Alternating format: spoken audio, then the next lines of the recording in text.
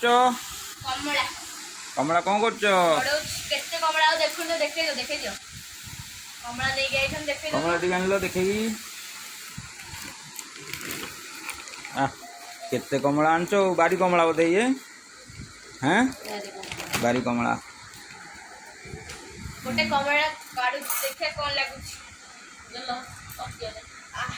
ପକିଆ ଆଉ ନା ନିନ୍ଦାକୁ ଦେଇଦେ ଗୋଟେ। ମମି କି ଟିକେ ଛଡ଼େଇ ଦେବ, ଆଖିରେ ପଡ଼ିବ। ନାଇଁ ମୁଁ ମୋର ଏଇ କଣ୍ଟା ଚାମଚ ଛଡ଼େଇଦେବି। କଣ୍ଟା ଚାମଚରେ ଝିଅ କେମିତି ଛଡ଼େଇବ? ଆଜି ମେଳା ଦେଖେଇବ ଆପଣ। ଆଜି କୁଆ ଯିବା? ମେଳା ମୀନା ବଜାର। ମୀନା ବଜାର ସନ୍ଧ୍ୟା ବେଳେ ନା? ଅପା ବି ଆସିବ। ଓ ବା ଚାନ୍ଦି ଅପା।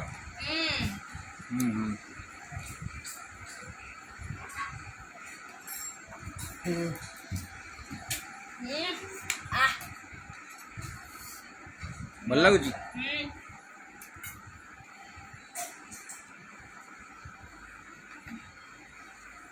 ଖଟା ଲାଗିବ ରେ ଭାଇ, ମୋ ଦେହ କ'ଣ ହେଇଯାଉଛି କମଳା ଦେଖିକି। କାହିଁକି ଭଲ ଲାଗେନି? ମୁଁ ଯୋଉ ଶାଗ ଯୋଉଥିଲେ ମୁଁ ଗାଁ ରହୁଥିଲି, ଶାଗ ଟିଫିନ୍ ଦଉଥିଲି ଗୁଡୁ ଦିଦି ମୁଁ କମଳା ତାଙ୍କୁ ବାରି ଛଡ଼େଇକି ଆଣୁ, ବାଟରେ ଆସିଲେ ତ ଖାଇକି ଆସୁ। ମୁଁ ତ ଗାଁ ରହୁନି।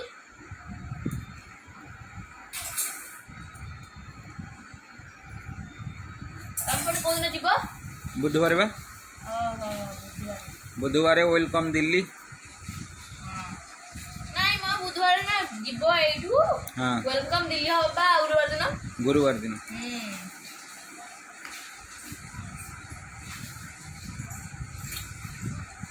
ବୁଧବାର ଦିନ ସମ୍ପର୍କାନ୍ତି ଫାଷ୍ଟ ଏସି ଏସିରେ ଯିବ?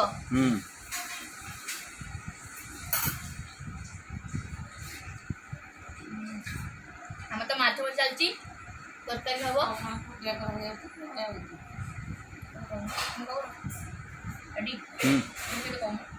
କ'ଣ କହିବି କହୁନୁ? ମାଛ ତ ଭଜା ଦେଖେଇଛି, ତାପରେ ତରକାରୀ ହବ ଆଉ। ତରକାରୀ ପାଇଁ ସବୁ ଆମର ତେଲ ମସଲା ସବୁ ପ୍ରସ୍ତୁତ ହେଇକି ରଖାଯାଇଛି। କି ମାଛ ଆସିଛି? ରୋହି ମାଛ ବା। ହଁ ବଡ଼ ମାଛ ଯେ, ରୋହି ମାଛ ଯେ।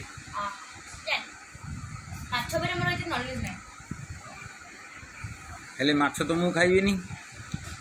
ତମ ପାଇଁ ହବ ପାଗ ଯୋଗ ଆଉ। ହଁ ପାପଡ଼ ବି ହେଇଛି ନା, ବଡ଼ଚୁରା ହବ।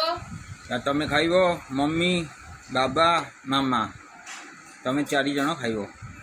ତମେ କାହିଁ ଖାଇବନି? ଆମର ପୁରା ଶ୍ରାବଣ ମାସ, ମୁଁ ଖାଉନି। ମାନେ ଆମର ତ ହବନି କିଛି, ବାରିକି ରହିଯାଇଛି ଆଉ।